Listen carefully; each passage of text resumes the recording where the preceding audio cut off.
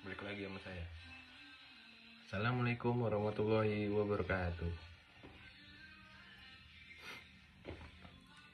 Perkenalkan, nama saya Gali Nuradi Parawansa.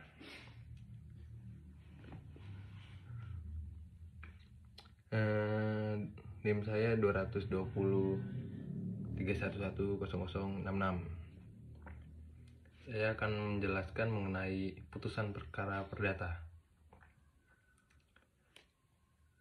Cara memahami putusan perkara perdata. Pengertian putusan yaitu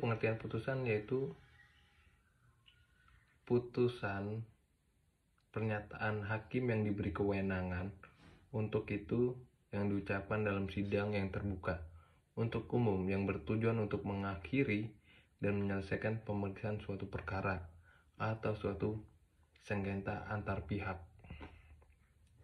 Hakim bertujuan untuk menyelesaikan pemeriksaan satu perkara atau sengketa yang jadi putusan dijatuhkan berarti selesai. Jatuh pemeriksaan perkara atau sengketa.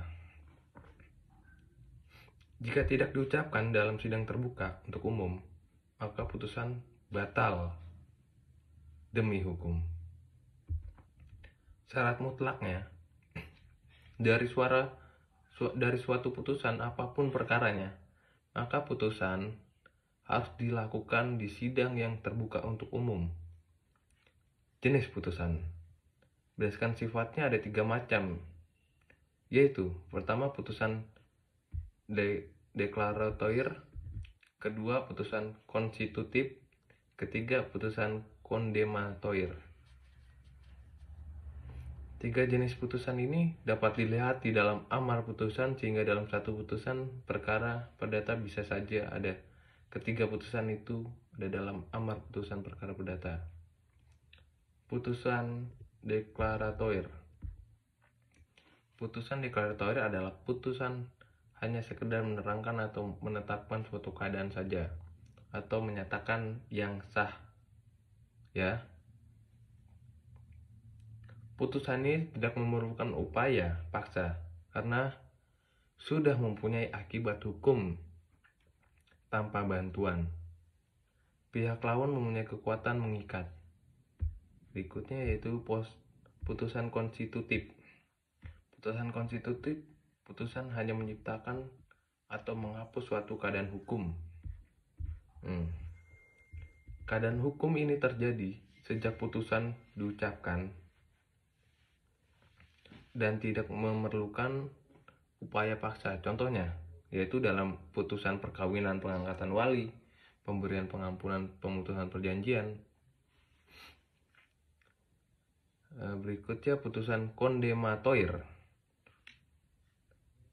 Ini diulang-ulang ya.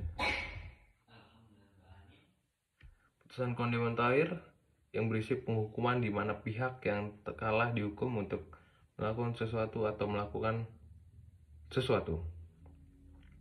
Putusan ini disertai dengan hak atas eksekutorial, maksudnya jika pihak yang kalah tidak dengan sukarela melakukan sesuatu yang sesuai dengan putusan, maka dapat dilakukan dengan upaya paksa dari pengadilan. Contoh, perintah melaksanakan prestasi, perjanjian bayar ganti rugi.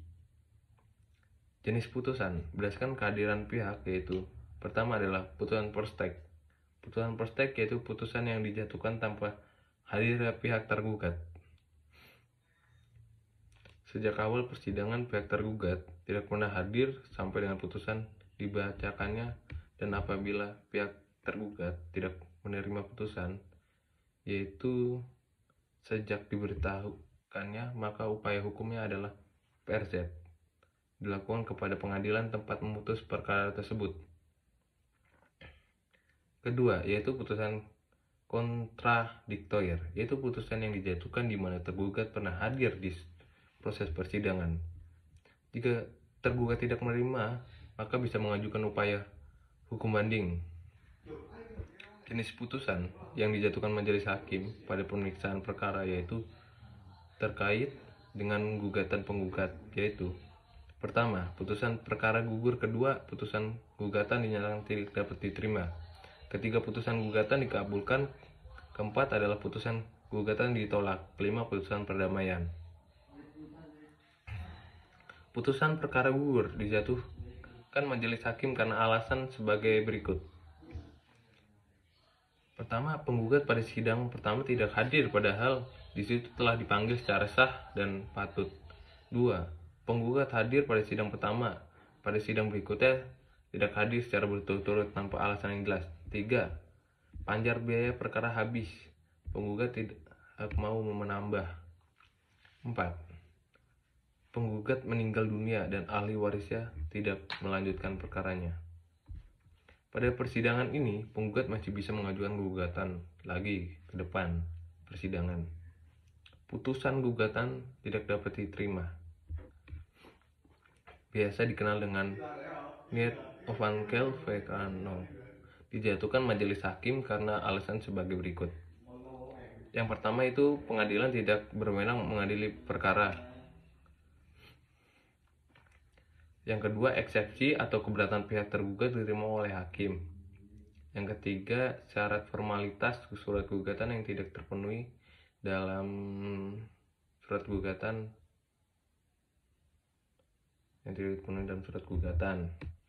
Penggugat masih bisa mengajukan gugatan lagi ke depan persidangan atau mengajukan upaya hukum banding.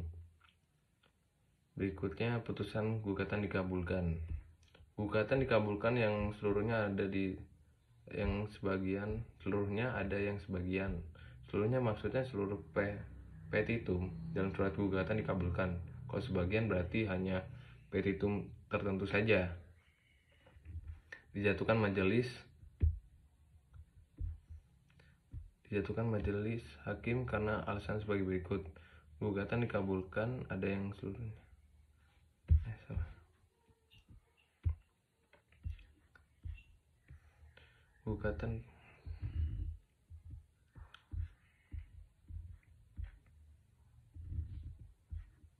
Gugatan penggugat sangat beralasan dan ada dasar hukumnya. Tergugat yang tidak menerima putusan dapat mengajukan upaya hukum banding. Putusan gugatan ditolak, dijatuhkan majelis hakim karena alasan sebagai berikut. Penggugat tidak dapat membuktikan surat gugatannya dan tergugat dapat membuktikan dalil jawaban atau bantahannya.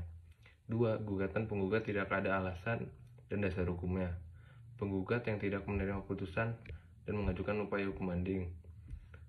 Berikutnya, putusan akta perdamaian dijatuhkan majelis hakim karena alasan sebagai berikut.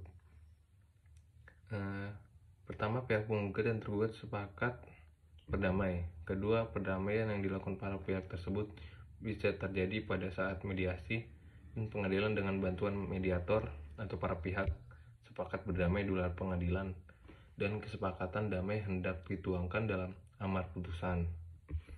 Penggugat dan tergugat tidak dapat mengajukan upaya hukum. Jika ada pihak yang ingkar, pihak lawan cukup mengajukan permohonan eksekusi ke pengadilan. Sekian penjelasan mengenai putusan perkara perdata yang dapat saya sampaikan. Wassalamualaikum warahmatullahi wabarakatuh.